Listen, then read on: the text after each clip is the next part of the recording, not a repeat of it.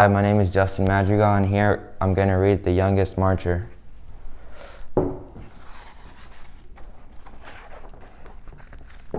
Whenever Mike flew into town, Audrey and her mama cooked barbecue ribs, stewed greens, sweet potato souffle, and Audrey's favorite, hot rolls baptized in butter. Other folks knew Mike as Martin or Dr. King. The Hendrickses used his nickname. They did the same with other ministers too, like Fred Shuttlesworth and Jim Beville. After Mike blessed the feast, Mama expected Audrey to keep still during Superior. But when grown-ups talked about wiping out the segregation laws that kept black and white people apart in Birmingham, she just had to speak up. Audrey intended to go places and things like nobody else. I want to eat my ice cream inside Newberry's. I want to sit downstairs at Alabama. I don't want the hand-me-down school books, but stools at the counter, plush movie theater seats, books so fresh they'd crackle when you open them. Those were for white children. Hush, hissed Mama. 9-year-old children should not speak in front of company, especially ministers like Mike, Fred, and Jim, who were bringing dreams of justice. Audrey knew all about segregation. She knew to pay the driver at the front of the bus and step off and walk around the back door. Drink from the fountain with a dirty bowl and warm water. Use the freight elevator at the department stores downtown. Front row seats, cool water, elevators with white gloved operators. Law said those were for white folks. Every Monday night, Audrey and her mama and dada and her aunts, uncles, and cousins joined neighbors and friends at Fred's church for worship, fellowship, and testimony. She sang and swayed along with movement, choir, her voice spirited, virtual, black and white together. We shall overcome. For once, she didn't have to keep still. Then comes testimonies. White store owners won't hire me.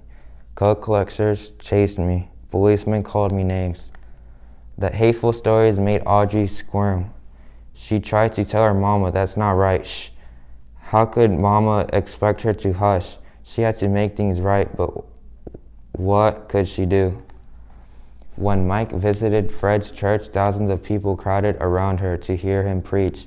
In a voice as taut as steel cables, as smooth as glass, he intoned, "Segregation is morally wrong and sinful."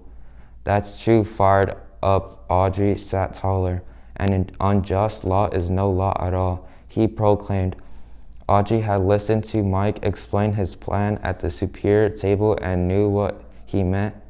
If a law isn't just, disobey it. Sit down inside Newberry's, picket those white stores, march to protest those unfamiliar laws. Why even marching was against the law. Then get arrested. Fill the jails, Mike exclaimed. Fill Birmingham jails so full that policemen can't squeeze in one more person. Back so tight that policemen will have to quit arresting people for demanding their rights.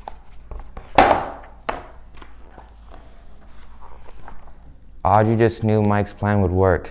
She twisted in her pew to see which grown-ups would walk down the aisle, volunteer for jail, but they mostly stayed put, eyes staring at their feet, hands on their knees. Feet, hands, and knees didn't move. Fill the jails, Mike pleaded, meeting after meeting, but heads shook. All around, Audrey heard, "No, best no, not break those segregation laws. Boss man will fire me. Landlord will evict me. Policeman will beat me." If nobody protested, Mike's plan would fail. Police could keep arresting anyone, anytime, for anything, forever. Audrey would never be able to go places and do things like everybody else. One night, Jim announced a new idea if grown-ups won't do it. Fill the jails with children. Audrey leaped to her feet. "I want to go to jail," she declared. Mama looked deep and saw Audrey's eyes, begged. "Please, okay," Mama said. Audrey strutted down that aisle. She was going to jail.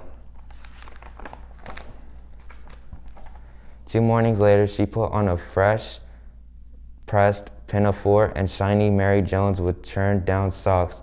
Protesters got to look nice. In the meantime, her daddy bought her a game to help her pass time in jail. Her mama and daddy took her to Center Street Elementary to tell her teacher she'd be absent maybe for a whole week. Miss Wills wrapped her arms around her. Audrey knew she was proud of her. She said goodbye to her grandparents. "You'll be fine." Her grandmother said she knew Audrey would be brave, so did Audrey. Then her mama and daddy drove her to 16th Street Baptist Church where the children were gathering. Even before she reached the door, Audrey heard loud voices chanting freedom songs. Inside, hundreds of big kids called out to friends and crowded around signs for their high schools. Parker, Carver, her head swiveled. Where was the sign for Center Street Elementary? She was the only protester from her school, the youngest child in this whole church, and she knew one. But when Jim lined her up with the others, 2 by 2, and the door swung open, Audrey straightened up. She was going to break a law and go to jail to help make things right. Clutching a protest sign in one hand in her game and the other, Audrey marched out the door. She stomped and sang, "Ain't gonna let nobody turn me round, turn me round, turn me round." Half a block from the church, a white policeman stopped Aubrey. He pointed toward a police van. Sentenced 1 week in juvenile hall. A matron looked Aubrey into a day room with 24 other girls, all bigger, all strangers. Audrey sat down alone and slipped the cover off her game. "I told you to sit down," the matron yelled. Audrey jumped. She didn't remember standing up. The matron dragged her to a dark, empty room. "When I tell you to do something, you do it," she commanded, "or I'll leave you here." Trembling, Audrey quietly followed the matron back to the day room, put away her game, laid down her head, and cried. Jail was harder than she thought, and she wasn't fine after all.